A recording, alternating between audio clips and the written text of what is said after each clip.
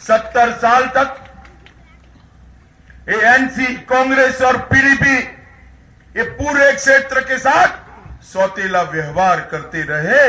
पहली बार मां जैसा व्यवहार नरेंद्र मोदी की भारतीय जनता पार्टी की सरकार। ये पूरे क्षेत्र का चहुमुखी विकास हो, इसके लिए हम आगे बढ़े हैं। और मित्रों, सबसे पहला काम किया है, सबसे बड़ा काम किया है, ये रोहिंग्या घुसपैठियों को रोकने का काम भारतीय जनता पार्टी की नरेंद्र मोदी। आप मुझे बताओ, भारत के नागरिक को यहां न आने देने वाली ये पीडीपी रोहिंग्या का स्वागत करती है। रोहिंग्याओं को रोकना चाहिए या नहीं रोकना चाहिए? जोर से बोलो, रोकना चाहिए या नहीं रोकना चाहिए? इसके लिए हम एनआरसी लेकर आने वाले हैं। एक बार नरेंद्र मोदी सरकार बना दो, अगले 5 साल के पहले देश भर से एक एक घुसपैठियों को चुन चुन कर निकालने का काम भारतीय मित्रों, एक घुसपैठिए देश को दिमक की तरह चाट अपने जम्मू क्षेत्र की डेमोग्राफी चेंज करना चाहते हैं। मैं आज इस पवित्र भूमि पर आपको वादा कर कर जाता हूं, भारतीय जनता पार्टी की सरकार जब तक है, जम्मू की डेमोग्राफी को हम बदलने नहीं देंगे, एक घुसपैठियों को घुस नहीं देंगे। और मित्रों, अभी अभी जिस प्रकार के भाषण हो रहे हैं, घाटी में चुनाव चल रहा है, एनसी का एक नेता पाकिस्तान जिंदाबाद के नारे लगाता है। भैया, तुम कहां रह रहे हो? किस देश का खाना खाते हो? किस देश की हवा लेते हो? किस देश का पानी पीते हो? पाकिस्तान जिंदाबाद के नारे लगाते हो? अरे राहुल बाबा, मौनी बाबा बनकर चुप बैठे। एनसी के साथ आपका गठबंधन है, आप भाग नहीं सकते। राहुल गांधी, आपको जवाब देना चाहिए। एनसी के विधायक के प्रत्याशी पाकिस्तान जिंदाबाद के नारे लगते हैं, आप इसके साथ सहमत हो या नहीं हो, ये देश की जनता को जवाब दीजिए। राहुल गांधी, चुप रहने से कुछ नहीं होता। उमर अब्दुल्ला ने कल स्टेटमेंट किया कि जम्मू कश्मीर के अंदर नया प्रधानमंत्री बनेगा। देश में 2 प्रधानमंत्री। मैं पूछना चाहता हूं जम्मू की जनता को, आप मुझे बताओ, देश में 2 प्रधानमंत्री हो सकते हैं क्या? हो सकते हैं क्या? और राहुल बाबा मौनी बाबा बने होंगे, आप बोलते ही नहीं हो। देश की जनता जानना चाहती है कांग्रेस अध्यक्ष से कि उमर अब्दुल्ला के बयान पर आपकी प्रतिक्रिया क्या है? क्या आप भी चाहते हो कि इस देश में 2 प्रधानमंत्री हो? राहुल बाबा ने इस बात की स्पष्टता करनी पड़ेगी। मित्रों, अभी अभी कांग्रेस पार्टी ने अपना घोषणा पत्र जारी किया। घोषणा पत्र के अंदर एक मुद्दा लेकर आए कि कानून से देशद्रोह की दफा निकाल देंगे। क्यों भला? आपके सारे देशद्रोही आपके चचेरे भाई लगते हैं भैया, क्यों निकालना है? जेएनयू के अंदर देश विरोधियों ने नारे लगाए, भारत तेरे टुकड़े होंगे 1000 1000।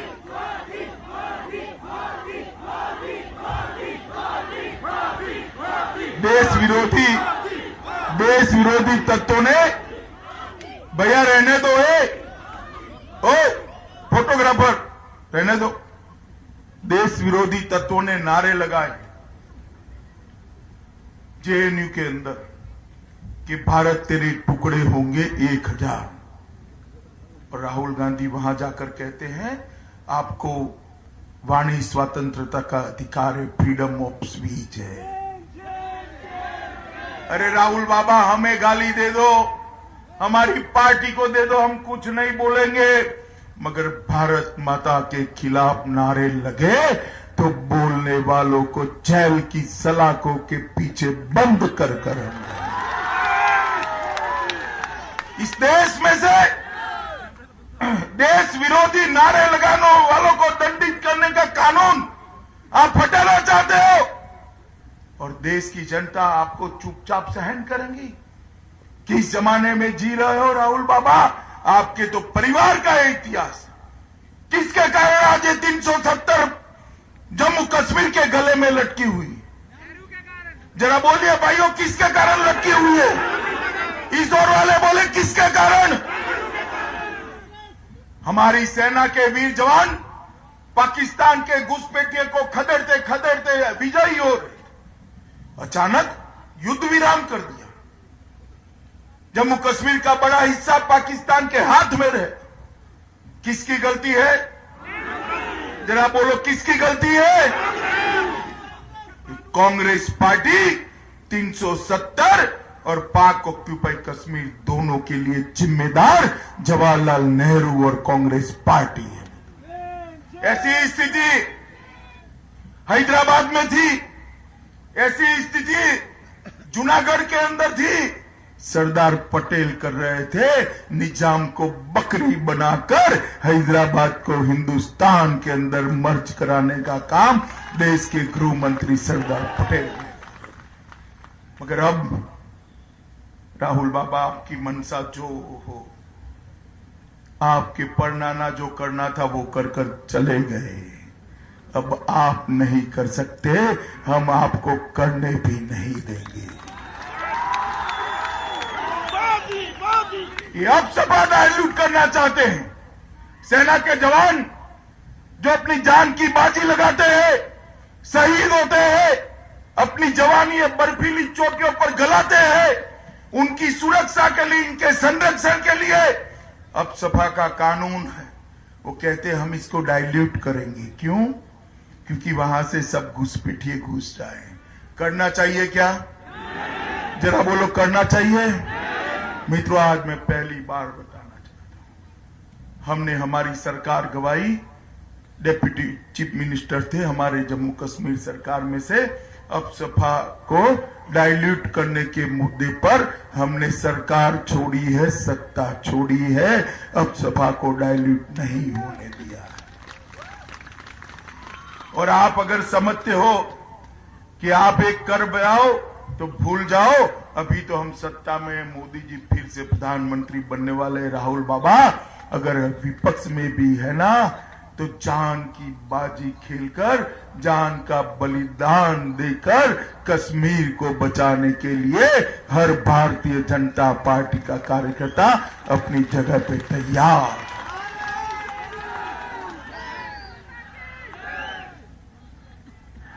अभी अभी पुलवामा के अंदर पाक प्रेरित आतंकवादियों ने हमला किया।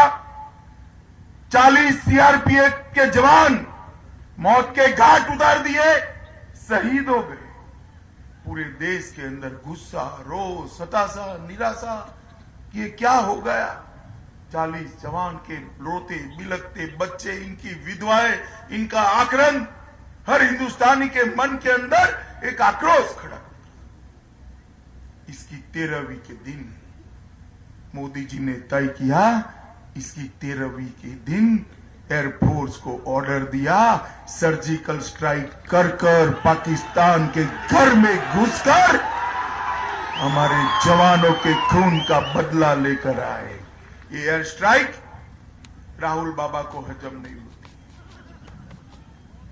मित्रों, उस वक्त टेलीविजन जिन्होंने देखा होगा मालूम होगा, सब जगह देश भर में उत्साह था, फटाके जल रहे थे, मिठाइयां बंट रही थी, शहीदों के तस्वीरों पर फुलहार चढ़ रहे थे, लोग गाने गा रहे थे, शहीदों को श्रद्धांजलि दे रहे थे। दो ही जगह मातम छाया हुआ था। एक तो पाकिस्तान में, वो तो लाजमी भी है, वहां मातम रहेगा, और दूसरा ये राहुल बाबा एंड कंपनी के यहां मातम। और आज भी उनके गुरु सैम पित्रोड़ा कहते हैं कि कुछ कुछ लोगों की हरकतों के कारण देश पर हमला नहीं करना चाहिए। क्यों आपके चचेरे भाई लगते हैं भाई? मित्रों मुझे जवाब दो, 40 सीआरपीएफ के जवानों को मौत के घाट उतारने वाले आतंकवादियों को बम धमाके कर कर उनके फूचे करने चाहिए या नहीं करने चाहिए, या उनसे बातचीत करनी चाहिए? ये कांग्रेस पार्टी कह रही है उनसे बातचीत करनी चाहिए। भाई आपकी सरकार आए तो आतंकवादियों से इलू इलू करना हम क्या कर सकते हैं, मगर ये नरेंद्र मोदी की सरकार है, ये भारतीय जनता पार्टी की सरकार है। यहां वहां से गोली आएगी, यहां से गोला जाएगा, इनका जवाब पत्थर से दिया जाएगा।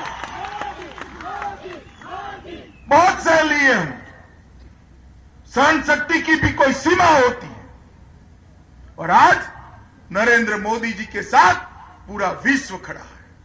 नरेंद्र मोदी जी ने जो एयर स्ट्राइक की उसको भारत के आत्मरक्षा के अधिकार के रूप में पूरा विश्व समर्थन कर रहा है। ये नरेंद्र मोदी जी की कूटनीति की विजय है मित्रों, विजय है मित्रों।